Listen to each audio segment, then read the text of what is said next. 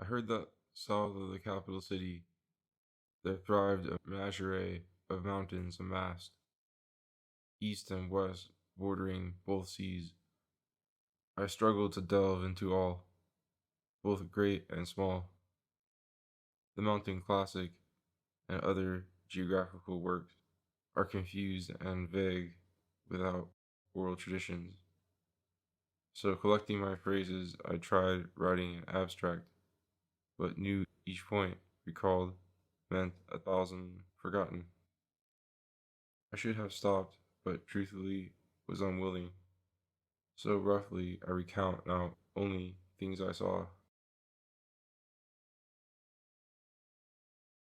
I climbed a high knoll and viewed, fold after fold, vistas massed on themselves, clear and bright, angled horns emerged, silken veins, fragments of broken brocade, alpine hazes swirled together, suddenly strung inward and outward, without wind, alone they winnow and turn, dissolve to moisture, warming vegetation. Black clouds, frozen still, point by point, cap the many caverns. In heaven's vastness float long eyebrows, vibrant green and newly drawn. A lonesome pour, a steep drop, a bathing swimmer lifting his beak. Spring's vigor hides in sodden marshes, then brightly disgorges dense flowers. Towering crags, impassively steep, yet fluent like liquor swished in the mouth. In summer's blaze, the forests flourish, shaded and bushy, multiplying their cover. The daily exhalations of divine spirits vie with the clouds and building formations. When autumn frost crushes like wheels, flayed stand the mountains, thin worn, all uneven, piled on themselves, ever majestic, spanning the sky. Winter comes with somber silence, ice and snow sculpting in white jade. A new sun lights the summits, stretching heights and breadths millions of feet. From morning till night, no lingering shape. A moment changes conditions and forms.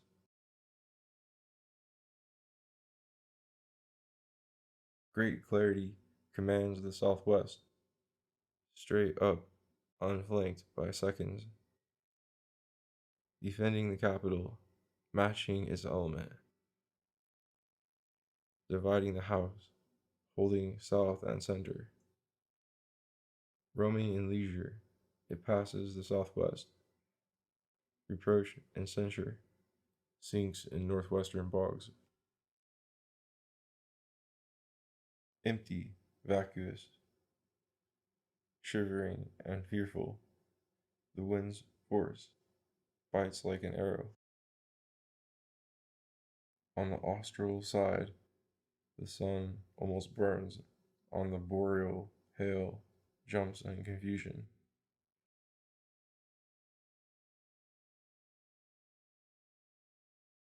Gone for a look north of the great lake, of assembled brilliance I chanced on clear daylight. Looking down, everywhere silken floss strings, inverted, imprisoned in limpid submersion. Slight ripples stir the surface, scrambling monkeys leaping with excitement. Yelping in fear, the mountain shattered. Look up, surprised it hasn't fallen.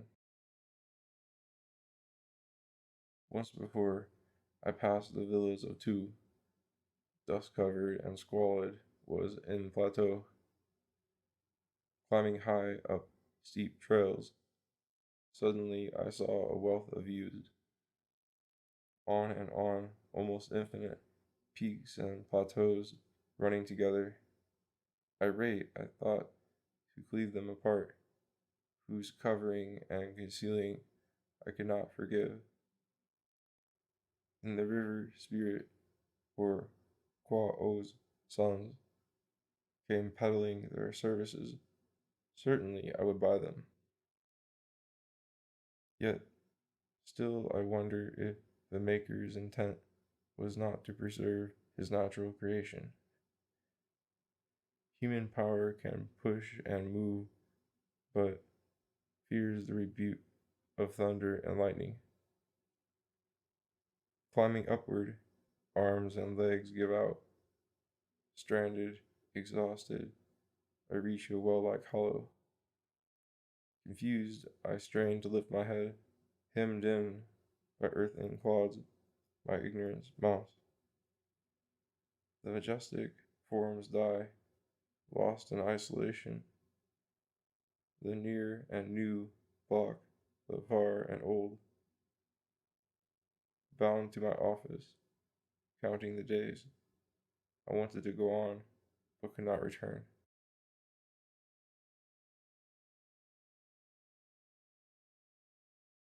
So therefore I watched a pool, whose clear depths concealed water dragons. Bending I could gather fish and prawns, but who dares plunder divine beings? Fearful birds rescue dropping leaves about to fall from tree branches, fighting to take them and circle above, and eager to drop them and feed their young.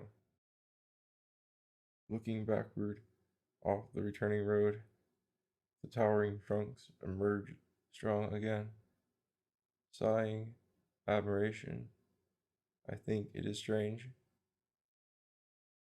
The nature of a mountain peak can change. Several years ago, meeting with exile, my sightseeing chance came unexpected. I entered the mountains at Indigo Field, craning my head till the neck was stiff. Then heaven darkened into a vast snowstorm. Tear-filled eyes blurred to blindness. The steepening road, straight up like a waterfall, was stretched into ice. With robes tucked up, I pushed my horse, stumbling, falling, sliding back again. Blurred, confused, I forgot the distant horizon, saw only left and right. Pines and bamboos, seen as halberds, glittering, gleaming, a collection of armor. All my heart wanted a tranquil road, a danger surpassed, outweighs a stench avoided.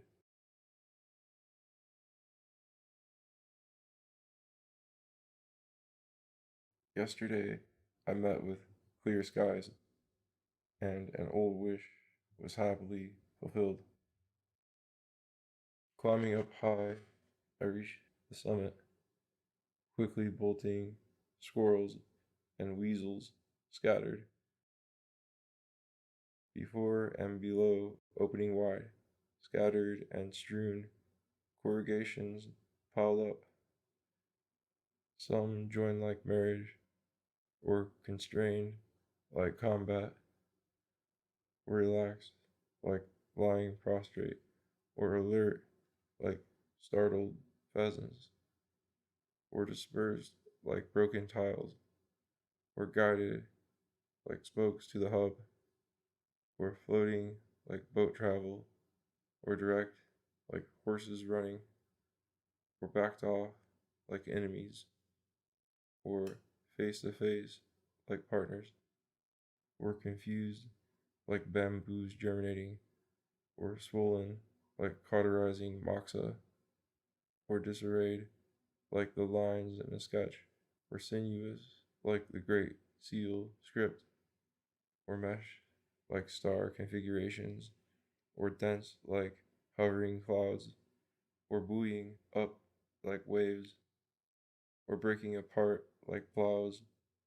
or like the valiants Meng Pun and Xiaoyu who gamble victory fighting for the prize. The victor, strong, exuding power, the defeated, stunned, grumbling his anger, or like the grandeur of a ruler who gathers at court the humble and youthful, intimate yet never too familiar, distant yet never estranged, or like facing a banquet table with dishes in excess, spread for show, or like traveling through 9 plains where grave mounds embrace their coffins, or stacked up like a double boiler, or erect like a sacrificial urn, or upturned like terrapins sunning themselves, or collapsed like sleeping quadrupeds, or undulating like hidden dragons, or wings flapping like a captured condor, or equal like friends, or following like first and second, or adrift like exile, or pensive like waiting, or antagonistic like enmity, or close like marriage, or solemn like high mitres, or swirling like dancing sleeves, or immovable like battle formations, or encircling like great hunts, or submissive flowing east, or restful head to the north,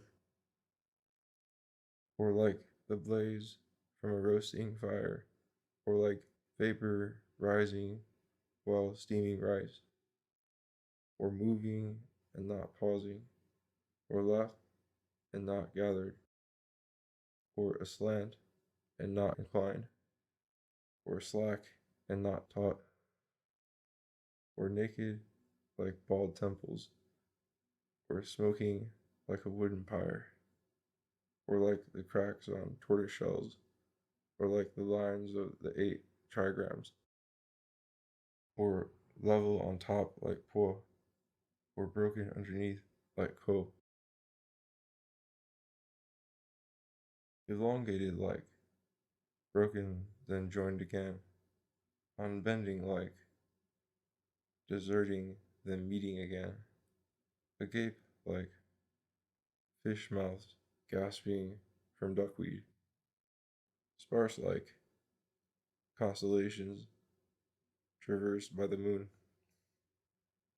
majestic like, trees tall in the courtyard, peaked like, granaries stacked up high, pointed like, halberds standing sharp, glittering like, holding jade and jasper, opening like, flowers unfurling the calyx, dripping like, rain falling from broken eaves, leisure like, stretched out and calm, obstinate like, familiar and pushy, superior like, emergent and speeding, squirming like, frightened, unwilling to stir. How large, rising between heaven and earth, their patterns copying the skin's network. In their beginning, who spread them out, who worked, who advised, creating them simple and ingenious, combining strengths to endure the toil? Did they use axes to hew or borrow powder from magic invocations? Since nothing is known of the primal darkness, this stately achievement goes unacknowledged. Learning from the shrine attendant that the mountain spirit ascended in person to inhale sacrificial fragrance with rhetoric I composed this poem, hoping by it to offer my gratitude.